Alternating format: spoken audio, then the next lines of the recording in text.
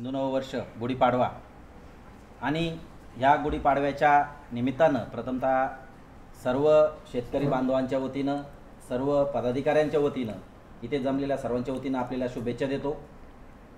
प्रथमतः पत्रकार परिषद याचा मुख्य उद्देश म्हणजे प्रहार जनशक्ती पक्षाचे उत्तर पदाधिकारी, सर्व पदाधिकाऱ्याच्या वतीनं आजच्या क्षणाला मला प्रवक्ता म्हणून बोलण्याची वेळ आलेली आहे।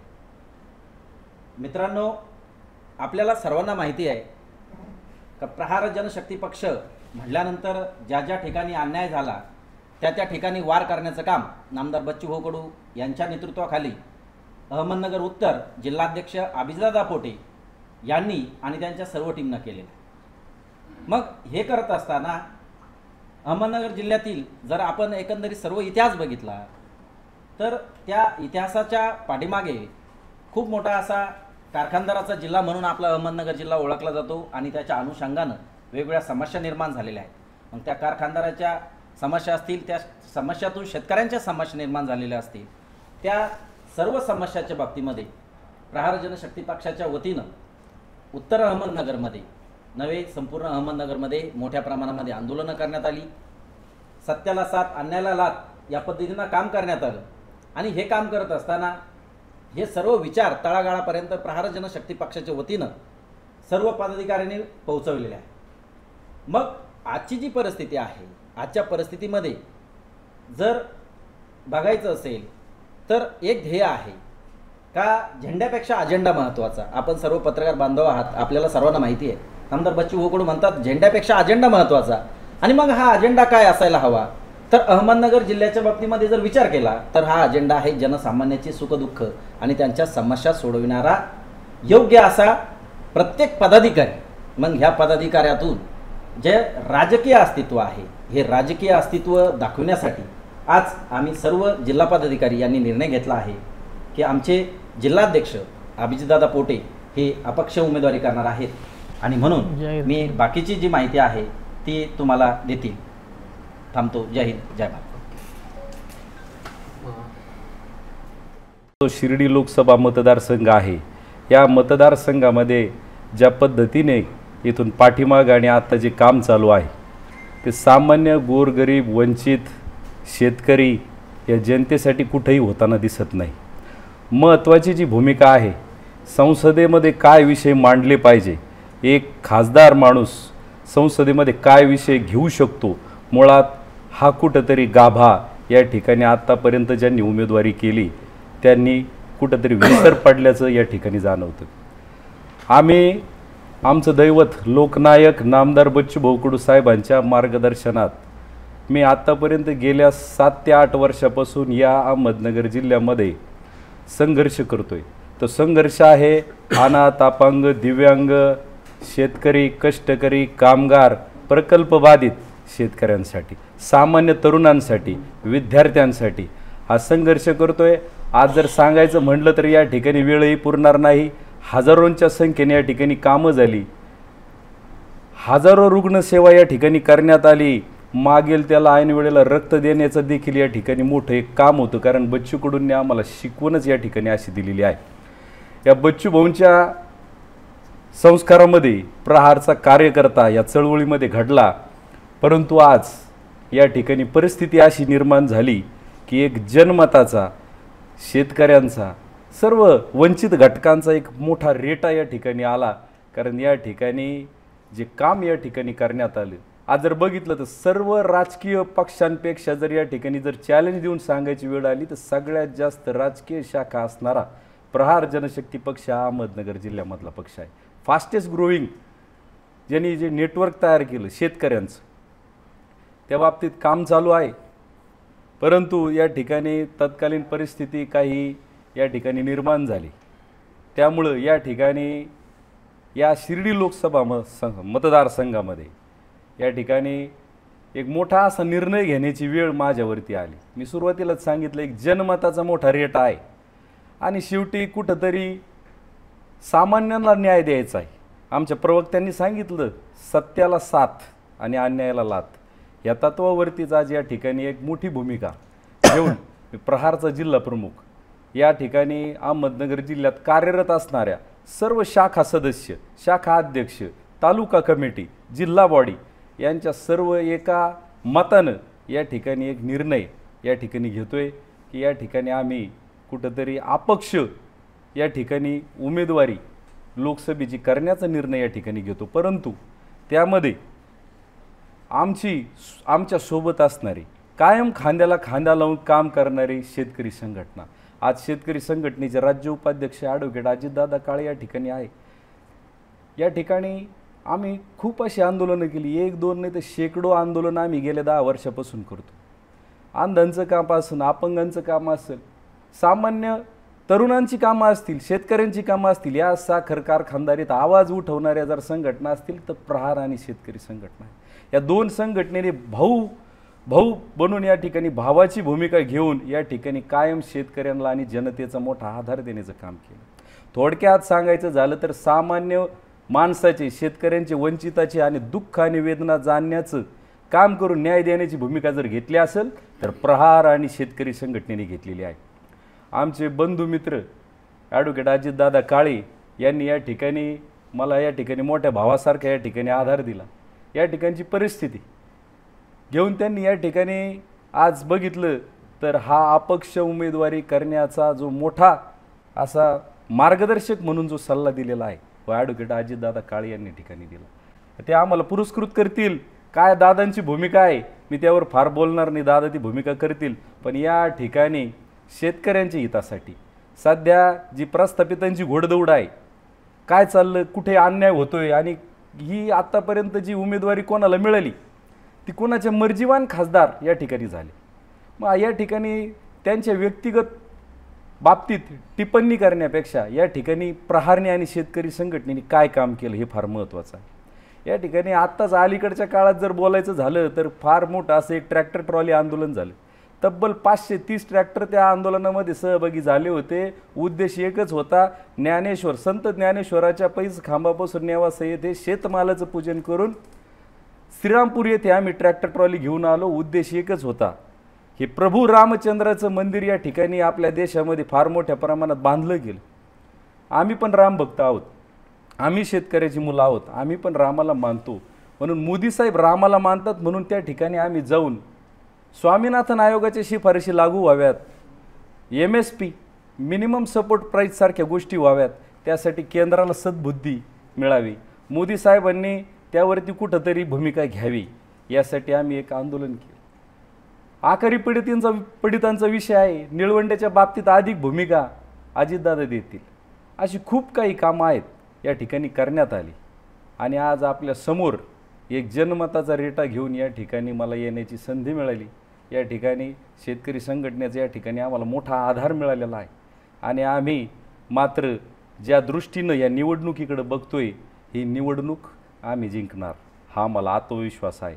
कारण आम्ही तळागाळात आहोत, तळागाळात काय चाललंय, वातावरण फिरलेलं आहे, लाट निर्माण झालेली आहे, कोण उमेदवार आहे त्यांच्या विरुद्ध लाट निर्माण झालेली आहे आणि आम्ही उशिरा उमेदवारी या ठिकाणी जाहीर होईल करतील, परंतु आम्ही येणाऱ्या काळात काही क्षणात यांना मागं टाकल्याशिवाय राहणार नाही।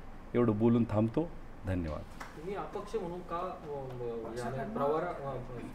प्रहारकडनं अनेक ठिकाणी उमेदवार दिले जातात, मग तुम्ही अपक्ष म्हणून का पक्षाकडनं? अपक्ष म्हणून या ठिकाणी उमेदवारी करण्याची वेळ अशी आलेली आहे। आत्ता प्रहार जर बघितलं तर महायुतीसोबत आहे आणि आमचं दैवत बच्चू कडू साहेब मला या ठिकाणी त्यांचा आशीर्वाद मिळाल्याशिवाय राहणार नाही, मला अशी खात्री वाटते। तर या ठिकाणी अपक्ष उमेदवारी करण्याचा निर्णय आम्ही या ठिकाणी सर्व पदाधिकाऱ्यांनी मिळून घेतला आहे। हा आमचा वैयक्तिक निर्णय आहे, त्या निर्णयाकडं बच्चू कडू साहेब कशी भूमिका घेतील आम्हाला नक्कीच खात्री आहे, त्यांचा आशीर्वाद आम्हाला या निवडणुकीत मिळाल्याशिवाय राहणार नाही।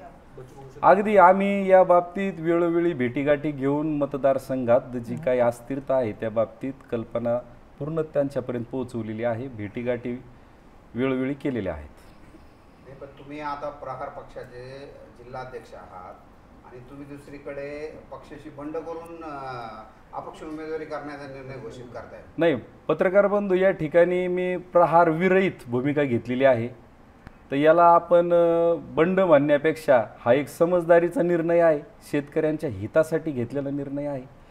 आणि या ठिकाणी पक्षप्रमुखांची अडचण होण्यापेक्षा जनतेची सेवा करण्याची संधी कशी आम्हाला या ठिकाणी मिळाली, त्या बाबतीत मी पॉझिटिव्ह दृष्टिकोन घेऊन या उमेदवारीकडे बघत आहे. इकडे तुम्ही महायुतीत आहेत, तुम्हीच म्हणताय महायुतीमध्ये आहेत, तर दुसरीकडे तुम्ही पण बंड पुकारतात. आता मी सुरुवातीलाच आपल्याला सांगितलं की आम्ही महायुतीत आहोत, पण मी प्रहार जनशक्ती पक्षाच्या विरहित या ठिकाणी ही भूमिका घेतलेली आहे. पण महायुतीने आता इथे उमेदवार दिलेला आहे, तरी तुम्ही त्यात आता महायुतीने जो काही उमेदवार दिला या ठिकाणी खळबळ तर खरी तीच झालेली आहे. या ठिकाणी माझ्या छोट्यातल्या छोट्या शाखा सदस्यापासून अगदी तालुका जिल्हा बॉडीतल्या सहकाऱ्यांना ती उमेदवारी मान्य नाही. कारण त्या व्यक्तीला जर आज समोर जर आणलं महायुतीच्या, तर त्या बाबतीत जर बघितलं तर कोणी ओळखणारही नाही. तर अशी भूमिका आहे. म्हणून ही जी भूमिका आहे ही सर्व कार्यकर्त्यांची व या परिसरात राहणाऱ्या जनतेची भूमिका आहे. ही भूमिका घेऊन आम्ही समोर आलो आहोत. तुम्हाला असं म्हणायचं का महायुतीने दिलेल्या उमेदवाराबद्दल नाराजगी आहे? महायुतीने दिलेल्या उमेदवाराबद्दल नाराजगीपेक्षा आज जर बघितलं तर आम्ही कसं काम चांगलं करू शकतो, जे प्रश्न जिल्ह्यातले संसदेत जिल्ह्यातील प्रश्न जे आहेत ते संसदेत कशा पद्धतीने खासदारांनी मांडायला पाहिजे, ती भूमिका आम्ही चांगल्या पद्धतीने मांडू शकतो. कारण त्याचं उदाहरण आम्ही विभागीय मीटिंग कायम घेतो, मंत्रालयस्तरीय मिटिंगा घेतो, परिसरातील असे विविध प्रकल्प बाधित विषय आम्ही आतापर्यंत सोडवण्यात यश मिळालं आहे. की ठीक आहे, या बाबतीत चांगली भूमिका जनमतेच्या रेट्याने ही संधी आम्हाला मिळणारच आहे. आणि येणाऱ्या काळात आम्ही दाखवून देऊ की एक चांगला खासदार कसा असतो. एक उत्तम उदाहरण या ठिकाणी या महाराष्ट्रामध्ये नाहीतर या भारत देशामध्ये सेट करण्याचा नक्की प्रयत्न करू. दादा, महायुतीच्या उमेदवाराच्या विरोधात तुम्ही अपक्ष फॉर्म भरणार म्हणतात, या संदर्भात बच्चूभाऊंशी काही चर्चा तुमची झालेली आहे, पण काय त्यांनी सांगितलेलं नाही, या ठिकाणी आम्ही सर्व परिस्थितीची माहिती घेऊन, सगळी परिस्थितीचा अनुभव घेऊन आम्ही या ठिकाणी स्वतःहून हा निर्णय आम्ही या ठिकाणी घेतलेला आहे. सगळी परिस्थिती आज माहिती, हे परिस्थितीचं आकलन करूनच आम्ही सर्व पदाधिकाऱ्यांनी मिळून हा निर्णय या ठिकाणी घेतलेला आहे अपक्ष उमेदवारीबाबत. सध्या परिस्थिती बघितली तर आजी माजी खासदारांवरती घोटाळ्यांचा भ्रष्टाचाराचा आरोप होतोय, तो तुम्ही कसं बघता ते आता या सध्याच्या परिस्थितीत? नाही, परत विचारा, ऐकलं नाही मी. आजी माजी खासदार जे आहेत त्यांच्यावर आता आरोप होतात ते भ्रष्टाचाराचे, तर कसं बघता तुम्ही या सगळ्या? या आरोपावरती मी या दृष्टीने बघतो, आता कुठल्या तरी समाजसेवी मित्रांनी त्या ठिकाणी आरोप केलेले आहेत, त्याची चौकशी व्हायला हवी या दृष्टीने बघतो. आणि जे काय ते सत्य समोर यायला पाहिजे असं मला वाटतं. सध्याचे विद्यमान आणि निवडणूक आयोगाने याच्याकडे गंभीरतेने बघायला पाहिजे असं मला वाटतं. काय खरं आहे आणि काय खोटं आहे ते चौकशीतून निष्पन्न होणार आहे. विद्यमान खासदारांवर शेतकऱ्यांनी देखील आरोप केलेले भ्रष्टाचाराचा, तर शेतकऱ्यांनाच फसवलं असं म्हटलं जात आहे. दुसरीकडे माजी खासदारांनी तुपात भ्रष्टाचार केल्याचं म्हटलं जातं. अगदी आम्ही पण ऐकून आहोत की दोघांचे एकमेकांवरती भ्रष्टाचाराचे आरोप प्रत्यारोप चालू आहे. पण माझं काम हे सुरुवातीपासून सरळ राहिलेलं आहे. मी कुणाची टीका केलेली नाही, कुणाचा विरोध केलेला नाही. मी या बाबतीत कायम माझी भूमिका सरळ राहिलेली आहे. मला ही संधी मिळणार आहे, ही संधी आम्ही मिळवू ही खात्री आहे. कशा एक प्रकारे थोडेसे निवडणुकीला तुम्ही सामोरे जाणार आहात? हां, आम्ही निवडणुकीला सामोरे आज जर बघितलं तर आपला जो उत्तरेचा 6.5 तालुक्यांचा जो भाग आहे आणि 1250पेक्षा जास्त ग्रामपंचायती असणारा शिर्डी लोकसभा मतदारसंघ आहे. या मतदारसंघात बघितलं तर गव्हर्नमेंट कॉलेज नाही आहेत, इंजिनिअरिंग गव्हर्नमेंट कॉलेज नाही, मेडिकल गव्हर्नमेंट कॉलेज नाही, कृषी पदविका कॉलेज नाही आहे, IT सारखे हब नाही आहे. जे आहे ते उद्योग बंद पडलेले आहे. एम्स सारखे हॉस्पिटल आपल्या जिल्ह्यात काय होऊ शकत नाही. शिर्डी साई संस्थांचं सुपर स्पेशालिटी हॉस्पिटलची काय दुरावस्था आहे या बाबतीत आपण पत्रकार म्हणून जाणतात. आणि मी वेळोवेळी प्रसारमाध्यमांच्या समोर ह्या गोष्टी आणलेल्या आहेत. या प्रसारमाध्यमांच्या पटलावर कुठेतरी आहेत आणि जनतेला माहिती आहे आम्ही काय भूमिका घेतली. ही भूमिका घेऊन आणि हा ऊस उत्पादक शेतकऱ्यांचा जिल्हा आहे, या जिल्ह्यामध्ये जर बघितलं तर खासदारांनी कुठेतरी भूमिका या ठिकाणी घेणं गरजेचं आहे. या ऊस उत्पादकांच्या बाबतीत कुठेही बोललं जात नाही. असे खूप मोठे प्रश्न आहेत या ऊस उत्पादकांच्या बाबतीत. जर उत्तरेत बघितलं तर औद्योगिकीकरण फार कमी आहे. जे औद्योगिकीकरण आहे ते साखरेच्या बाबतीत आहे, साखर उद्योगाच्या बाबतीत आहे. आणि या बाबतीत कोणी आतापर्यंत झालेले खासदार संसदेत बोलताना दिसत नाहीत.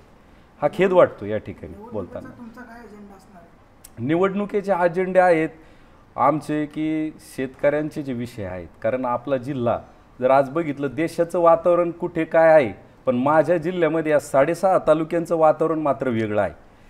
या ठिकाणी जे वातावरण आहे हे शेतकऱ्यांवर सतत अन्याय होणारं वातावरण आहे, दूध उत्पादकांवरती अन्याय होणारं वातावरण आहे.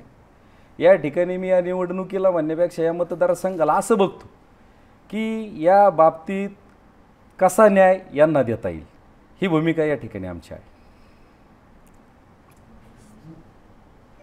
सर्वप्रथम सर्व पत्रकार बंधूंना नवीन वर्षाच्या हार्दिक शुभेच्छा. मराठी नवीन वर्ष आजपासून सुरू होतं आहे आणि त्याचं औचित्य साधून एक नवी दिशा, एक नवा संकल्प, एक नवा प्रयत्न या माध्यमातून करण्याचा निर्णय आज शेतकरी संघटनेच्या माध्यमातून आणि प्रहार जनशक्ती पक्षाच्या माध्यमातून होतो आहे. सर्वप्रथम मी आपल्याला अवगत करतो की अभिजित पोटेंची उमेदवारी आम्ही शेतकरी संघटना पुरस्कृत म्हणून जाहीर करतो आहे.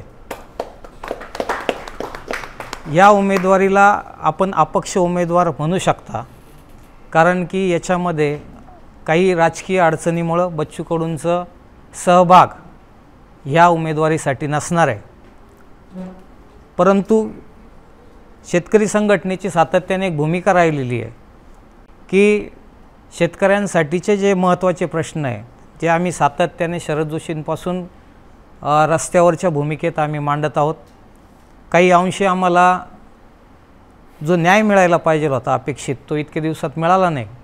परंतु आता आमच्या असं लक्षात आलेलं आहे की जी लढाई आम्ही रस्त्यावर करतो आहे ती लढाई आम्हाला आता जाऊन संसदेत करायची आहे.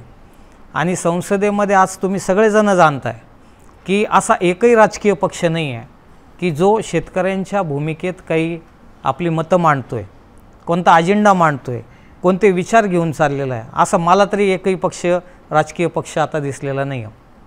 त्याच्यामुळं आम्ही एका चांगल्या व्यक्तीच्या शोधात होतो की जी व्यक्ती आमच्या विचारधारेशी सामायिक किंवा बरोबरीने काम करणारी आहे त्या माणसाला किंवा त्या विचारधारेला घेऊन आम्हाला निवडणुका करायच्या आहेत. आम्ही त्याचा संकल्प आम्ही केलेला आहे आणि त्या माध्यमातून आम्ही नगर जिल्ह्यामध्ये बऱ्याच ठिकाणी निवडणुका केल्या. शेतकरी संघटनेच्या चिन्हावर आम्ही निवडणुका केल्या.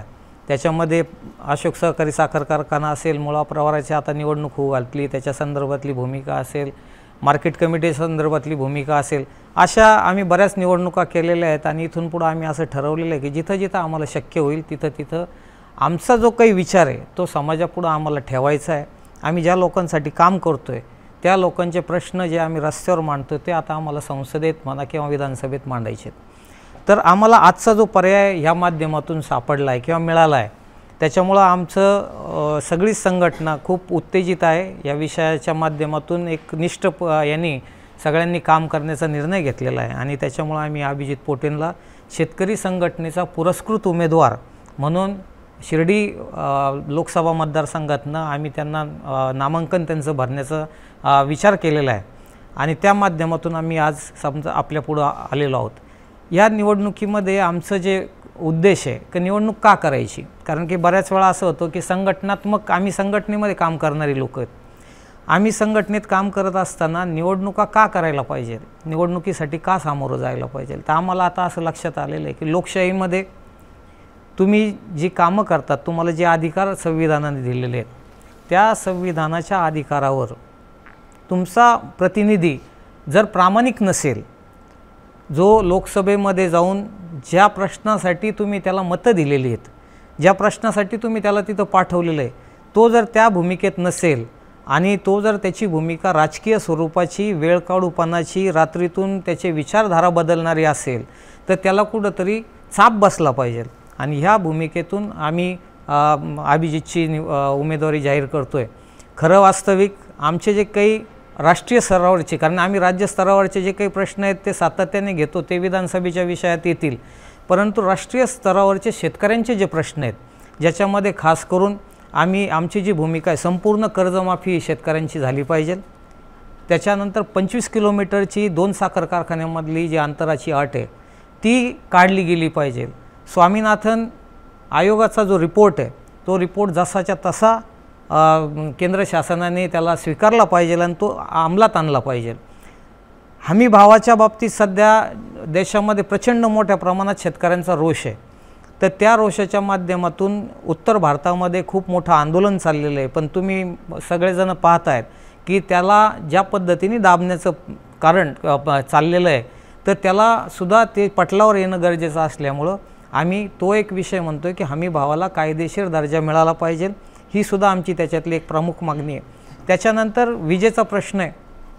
सातत्याने आम्ही शेतकरी अतिशय अडचणीत शेती करतो आहे आणि त्याचं मुख्य कारण म्हणजे आमच्या शेती उद्योगाला जी विजेची गरज आहे ती पूर्ण क्षमतेने मिळत नाही आणि त्याच्यामुळं आम्ही संपूर्ण वीज माफी आणि 24 तास वीज मिळावी या आमची एक त्याच्यातली प्रमुख मागणी आहे.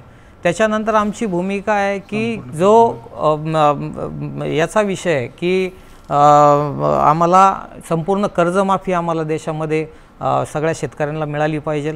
त्याच्यानंतर ज्या राष्ट्रीयकृत बँका आहेत त्या राष्ट्रीयकृत बँकांना जो वित्तपुरवठा शेतकऱ्यांच्या हक्काचा आहे, जो कायदेशीर आहे, की जो रिझर्व्ह बँकेच्या कायद्यामध्ये त्याची तरतूद केली गेलेली आहे, तर त्याच्या माध्यमातून जो तुमच्या टर्नओव्हरच्या 18% जो वित्तपुरवठा करायला हवा शेती व्यवसायाला, तो त्या क्षमतेने होत नाही. आज आम्ही पाहतो आहे की 11-12% पुढं शेतीला वित्तपुरवठा होत नाही. त्याच्यामुळं शेतकऱ्यांचं कंबर मोडलेलं आहे आणि सातत्याने जो निसर्गाची अवकृपा होती आहे त्याच्या माध्यमातून जो विम्याचा निर्णय केंद्र शासनाने घेतलेला आहे त्याच्या पूर्ण क्षमतेने अंमलबजावणी होत नाही.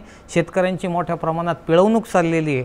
आज तुम्ही सगळेजण पाहत आहे की महाराष्ट्रामधलं तर मी खात्रीशीर सांगतो, कारण की आम्ही त्याच्या संदर्भात उच्च न्यायालयात विविध याचिका दाखल केलेल्या आहेत की जे पैसे तुम्ही गोळा करतायत विम्याच्या माध्यमातून, ज्याच्यामध्ये शासन म्हणजे केंद्र शासन आणि राज्य शासनाचा स्वतःचा वाटा असून देखील त्याची पूर्ण क्षमतेने अंमलबजावणी होत नाही.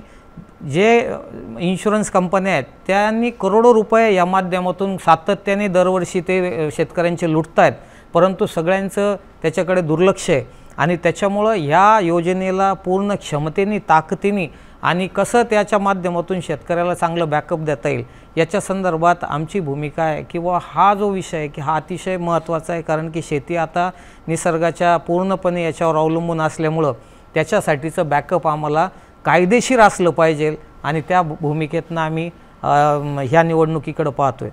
निवडणुका ह्या सातत्याने आपण सांगतात किंवा निवडणुका आल्यानंतर आपल्याला मतदानाचा हक्क बजवायचा आहे.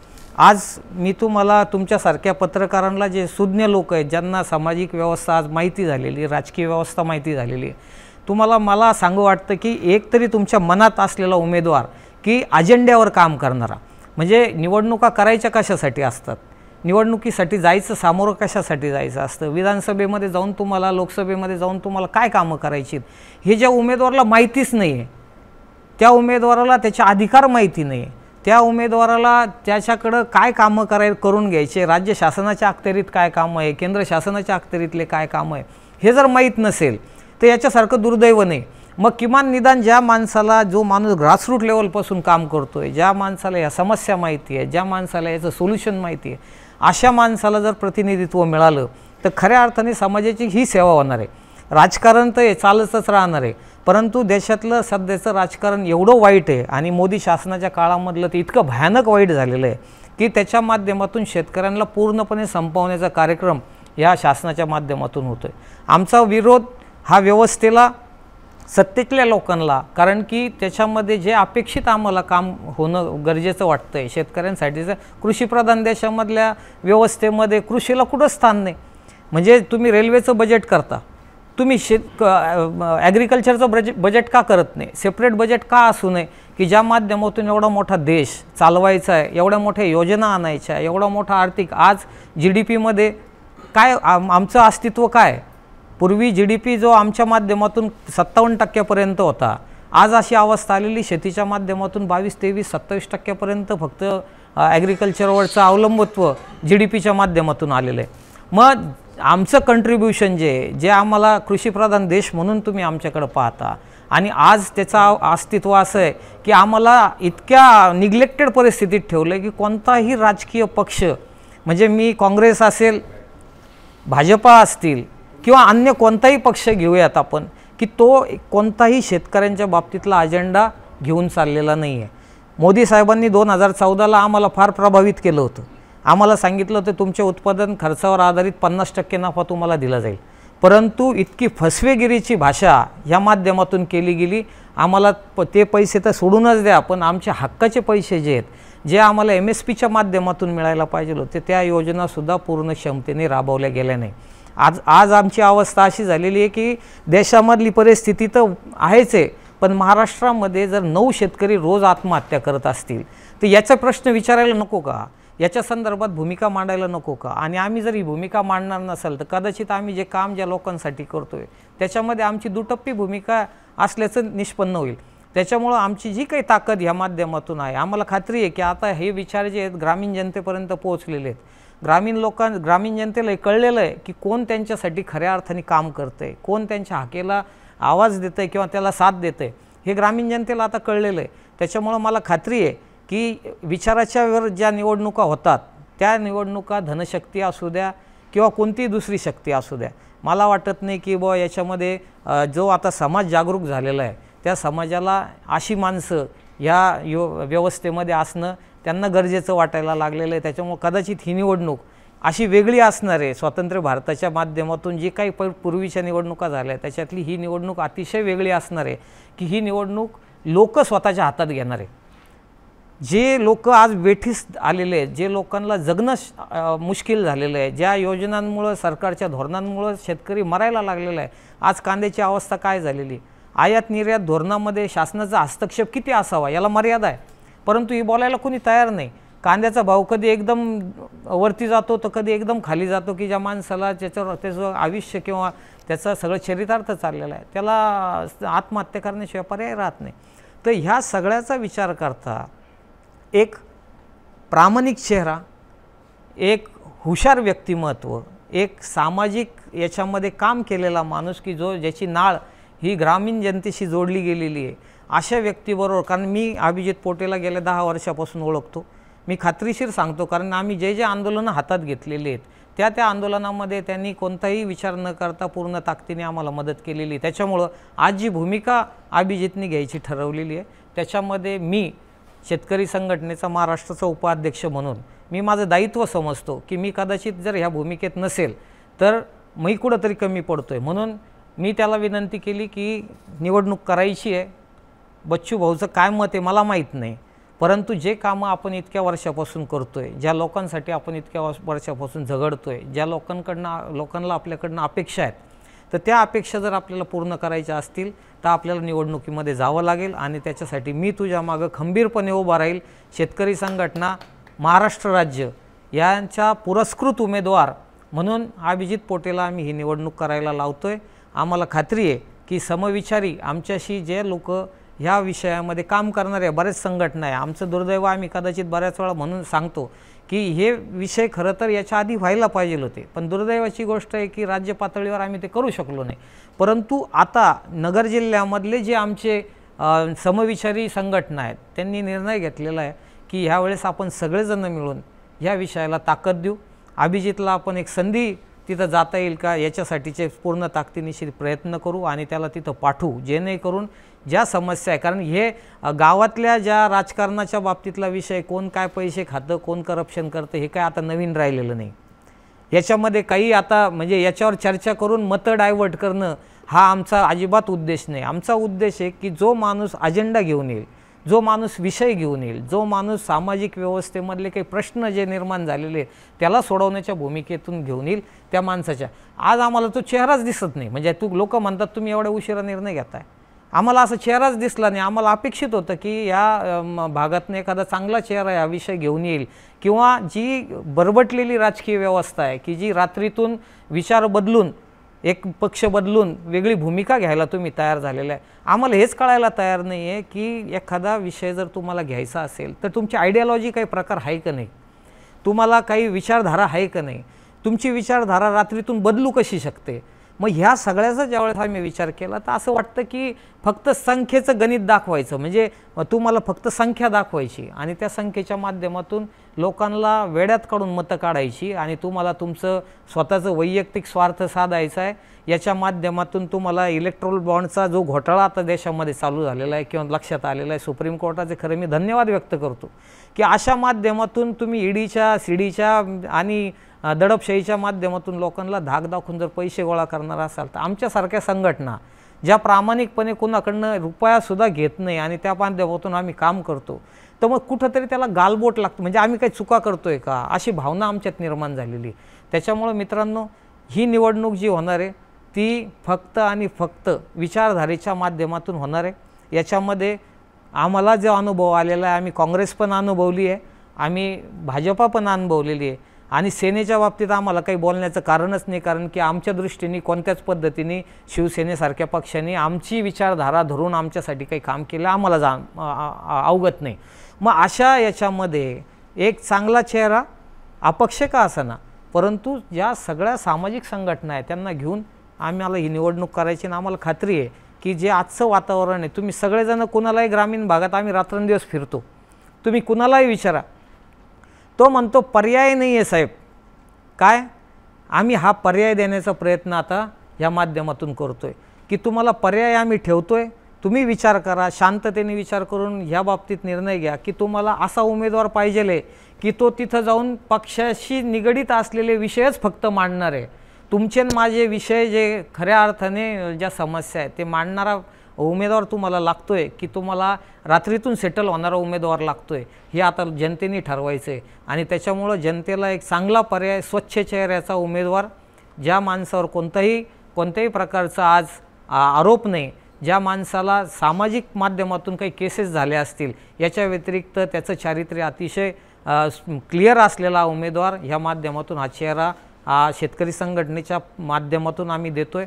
आम्हाला खात्री आहे की येणाऱ्या निवडणुकीत हा जो बदल घडणार आहे, म्हणजे आम्ही याच्या पुढे जाऊन लोक आम्हाला म्हणत असतील कदाचित की बुवा निवडणुकीत तुम्ही आम्ही उमेदवार देतोय, तर आम्हाला याची पूर्ण खात्री आहे की आम्ही जो उमेदवार देतोय तो उमेदवार सक्षमपणे ह्या निवडणुकीमध्ये समाजापुढं आपलं हे सिद्ध करेल आणि तो उमेदवार निवडून येईल, ज्या माध्यमातून जे काही त्रासदायक आमचं जीवन चाललेलं आहे सध्याच्या परिस्थितीत त्याला कुठंतरी आधार या माध्यमातून मिळेल, याच्याबद्दल माझ्या मनात काही शंका नाही आणि म्हणून आम्ही या निवडणुकीला सामोरं जातो आहे। नमस्कार।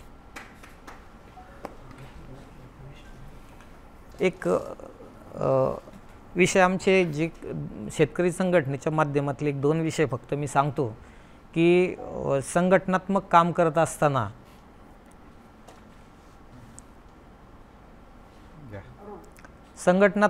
करत असताना आपल्याला दरवेळेस असं वाटतं की राजकीय व्यवस्थेमध्ये जे लोक जातात, आमदार होतात, खासदार होतात, मंत्री होतात, खरं तर काही कामं म्हणजे मी म्हणेल की जी पॉलिसी मेकिंग कामं आहेत ती सगळी कामं ह्या लोकांच्या माध्यमातून होणं अपेक्षित आहे।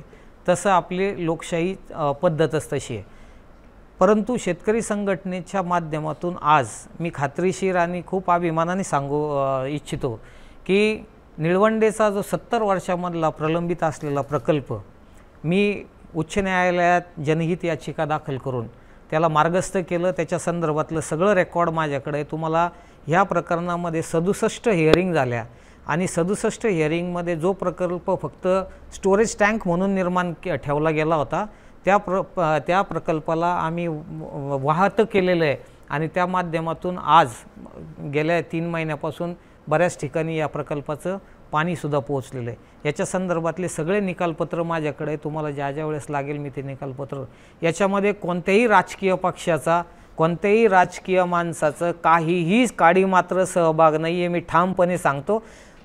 प्रसार करणं किंवा प्रचार करणं हा राजकीय विषय होऊ शकतो, परंतु तुम्ही पत्रकारांना मी विनंती करतो ज्या वेळेस अशी कोणी भूमिका घेऊन येत असेल तर त्याला एवढंच विचारावं की बाबा तू इथं ह्या भागामध्ये या भागातनं तू निवडून गेलेला आहे, सातत्याने विधानसभेमध्ये तुझे प्रतिनिधित्व राहिलेलं आहे, त्याच्यामध्ये बऱ्याच अंशी तुम्ही मंत्री म्हणून पण राहिलेला आहेत, तर तुम्ही एवढा प्रकल्प इतक्या वर्ष का झाला नाही हा साधा प्रश्न आहे। उच्च न्यायालयाच्या निर्णयामुळे जर हा प्रकल्प झाला असेल तर याच्यामध्ये श्रेयवादाची जी भूमिका आता सध्या चाललेली आहे ती श्रेयवादाची भूमिका कोणत्या दिशेने चाललेली आहे हे मला कळत नाही।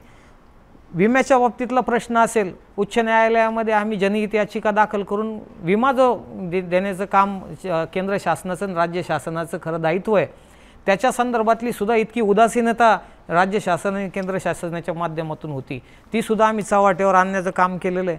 त्याच्यानंतर महाराष्ट्रामध्ये छत्रपती शिवाजी सन्मान योजना 2017 अंमलात आणली गेली.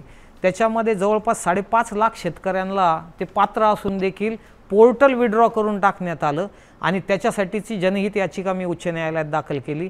त्याच्यामध्ये उच्च न्यायालयाने 5,0885 कोटी रुपये हे शेतकऱ्यांना देय करावेत अशा स्वरूपाचा निकाल दिला आणि त्याच्यानंतर त्याच्यात अवमान याचिकासुद्धा आम्ही दाखल केली. अवमान याचिकेमध्ये जेव्हा कोर्टाने नोटीस काढली त्यावेळेस राज्याचे मुख्यमंत्र्यांना सांगावं लागलं की आम्ही हे पोर्टल परत उघडतोय आणि शेतकऱ्यांना पैसे देतोय.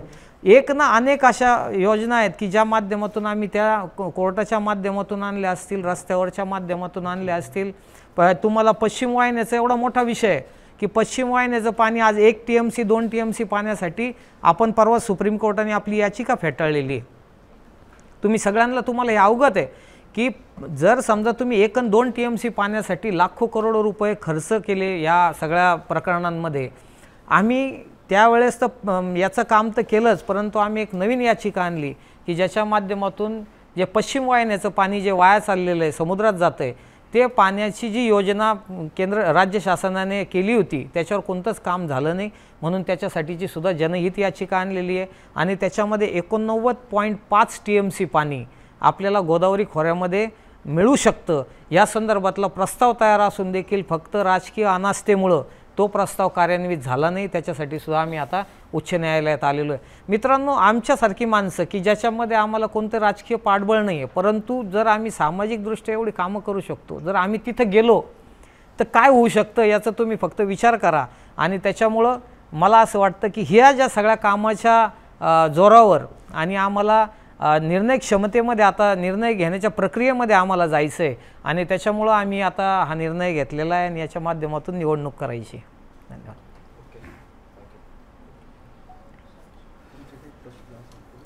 प्रश्न काय असेल तर विचारा तुम्ही.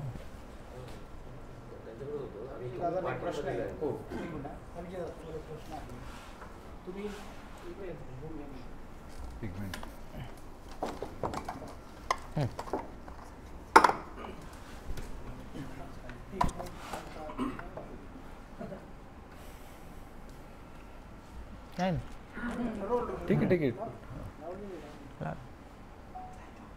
दोन मोठ्या ज्या शक्ती आहे त्या सध्या निवडणुकीमध्ये उतरलेल्या आहेत.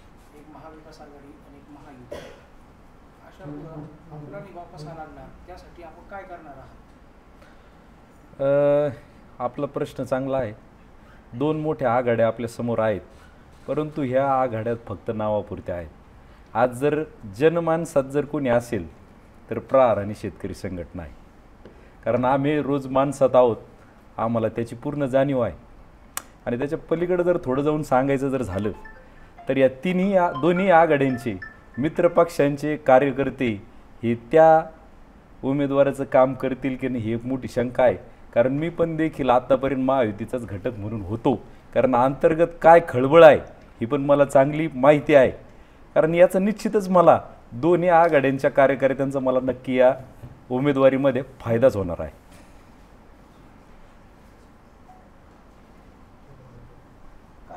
काय नेमकं रणनीती राहणार आहे तुमची? कशा पद्धतीने निवडणुकीला तुम्ही सामोरे जाणार आहात? फक्त निवडणुकीत उभं राहायचं, एक आपल्याला निवडून यायचं, बरं निवडून यायचं त्यासाठी दोन्ही शक्तीने निवडणुकीला उभं त्याच्यासाठीच राहायचं निवडून. अगदी दादा एकदा परत एकदा प्लीज. हां निवडणुकीला उभे राहता, अगदी. या दोन शक्तीच्या विरोधात तुम्ही निवडून येण्यासाठी कशा पद्धतीने सामोरे जाणार? हे बघा, ह्या निवडणुकीला उभं राहण्यासाठी मी जे सामोरं जातोय हे जिंकण्यासाठी जातोय. आणि हे लोकसभा इलेक्शन हे माझ्यासाठी इलेक्शन नाही, हे माझ्यासाठी जन आंदोलन आहे. कारण प्रहारने आणि शेतकरी संघटनेने आम्ही जी काही आंदोलनं आत्तापर्यंत केली ती तडीस लावलेली आहे. आम्ही अर्धवट कधी सोडत नाही आणि कोणाला नादी लावण्याचा कार्यक्रम आमच्याकडे होत नाही. ही भूमिका आहे. या सगळ्याला बच्चू भाऊंचा सपोर्ट आहे? अगदी मला मनातून वाटतं की बच्चू भाऊंचा आशीर्वाद मला मिळाल्याशिवाय राहणार नाही, तो आहे, नक्की आहे, आणि तो लवकरच आपल्या समोर येईल असं मला वाटतं, मनातून वाटतं. हे बघा, बच्चू भाऊंनी आम्हाला हेच शिकवलं की झेंड्यापेक्षा अजेंडा महत्त्वाचा. तो कोणासाठी? दीनदलितांसाठी, शेतकऱ्यांसाठी, कष्टकऱ्यांसाठी, कामगारांसाठी, प्रकल्प बाधितांसाठी, माता भगिनींसाठी, वृद्धांसाठी. तोच अजेंडा घेऊन मी पुढे येतोय ना, वेगळं काय करतोय? भाऊंचीच भूमिका या ठिकाणी घेऊन येतोय, आणि ती भूमिका आमच्या मित्र संघटनेची, नैसर्गिक मित्र संघटनेची, शेतकरी संघटनेची राहिलेली आहे. त्या बाबतीत नगर जिल्ह्याच्या राजकारणामध्ये थोरात असतील, विखे असतील, पिचड असेल, या सगळ्यांचं वर्चस्व नेहमी राहिलेलं आहे. तर आता ते दोन्ही तुमच्या बाजूने नाही, ते विरोधात आहे. अशी कशी टक्कर? अगदी या 6.5 तालुक्यांमधून हे जे काय 6 विधानसभा सदस्य यांचं वर्चस्व राहिलेलं आहे, परंतु हे जे वर्चस्व राहिलेलं आहे, ह्या ठिकाणी वर्चस्व असायला हवं या 6 विधानसभा सदस्याचं प्रतिनिधित्व करणाऱ्या खासदाराचं. हे कुठेही दिसत नाही. त्यामुळे ही जी मोठी संधी आलेली आहे आम्हाला, या संधीचं नक्की आम्ही सोनं केल्याशिवाय राहणार नाही. आणि ही जी काही 6 विधानसभा सदस्य मंडळी आहे, ही पण देखील आमच्या विचारधारेला पूर्ण विरोध करणारी नाही. कुठंतरी मला असं वाटतं त्याचा नक्कीच आम्हाला फायदा होईल.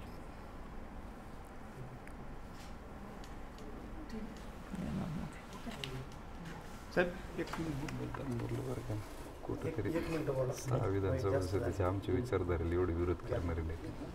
ठीक आहे, काउंटर भूमिका व्यवस्थित आहे ना, काहीच अडचण नाही. आपले नाही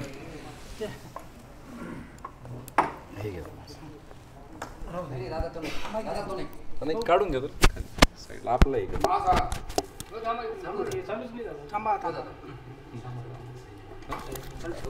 हो ना, हां ठीक आहे.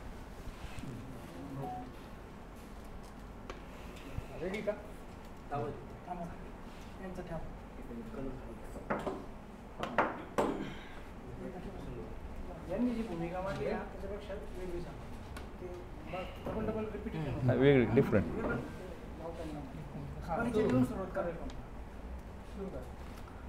आज या साईबाबाच्या पावनभूमी शिर्डी येथून शेतकरी पुरस्कृत उमेदवार आमचे सहकारी प्रहार जनशक्ती पक्षाचे अभिजितदादा पोटे हे आणि आम्ही गेल्या 10 वर्षापासून आंदोलनं एकत्र करतो. आमचा विचार एक आहे, शेतकरी. तर आपल्या माध्यमातून माझा दोनही काँग्रेस मित्रपक्ष व BJP मित्रपक्ष आणि त्यांच्या उमेदवारांना एक आमचा सवाल आहे का बुवा, आपण शेतकऱ्यांसाठी लोकसभेत कोणता प्रश्न उपस्थित केला, अशी एखादी क्लिप असेल तर त्यांनी ती व्हायरल करावी. आज त्यांना ही पळायची फिरायची वेळ आली नसती. आणि ज्यावेळी आम्ही बघितलं का ह्या दोन्ही लोकांचे तेच उमेदवार आहे आणि उमेदवारामध्ये बदल होत नाही, आणि ह्या जिल्ह्यात जे आपण म्हणता हे प्रस्थापित नेते, तर हे प्रस्थापित नेते वगैरे काही नाही, फक्त यांचे पक्ष सांगायला आहे. या स्थानिक निवडणुकीमध्ये सहकारात आम्ही जवळून बघितलं, यांच्या आघाड्या, तडजोडी आणि घराणी, आणि त्यांना हे जे नगरमध्ये 2 खासदार आहे का या सहकाराच्या माध्यमातून जी शेतकऱ्यांची पिळवणूक होती ते लोकसभेत हे न बोलणारे खासदार आहे.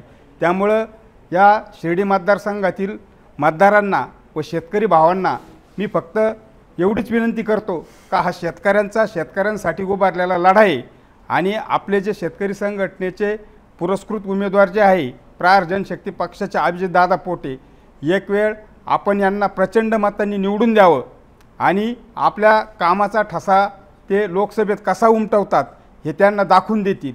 आणि हे दोन्ही जे समोर उमेदवार आहे यांनी 10 वर्षात आम्ही बघितलं का हे कुठल्याही शेतकरी प्रश्नावर लोकसभेत आणि विधानसभेत पण बोलले नाही. लोखंडे साहेब आमदार पण होते.